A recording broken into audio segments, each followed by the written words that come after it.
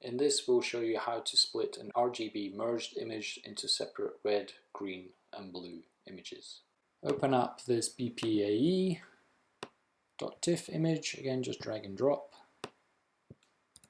So this is an image of 3 channels, and the channels have been colored in the blue lookup table, the green lookup table and the red lookup table, and it's an RGB image here.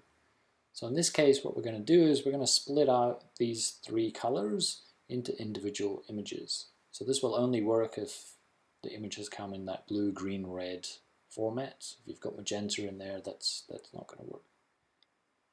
Okay, so we're going to use image, color, split channels.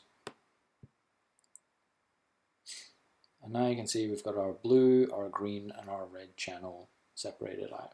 Now again, another little hint, if you can't see them all, if you go to window and hit tile, that will rearrange it so you can see the different channels on your screen. Now again, if you want to save these out, at the moment they're 8-bit, so we probably need to go into image, RGB color, before we go file, save as, and we're going to save that as a TIFF file. And in this case, I'm just going to save it onto the desktop. Okay, so that's going to save that as a grayscale image. What if we wanted to put the color back? How would we do that? So in that case, we're going to use a lookup table, which is under image, lookup tables, and then some of the standard ones are situated here, the red, green, blue, cyan, magenta, yellow. In this case it's the green, so let's hit green to that one.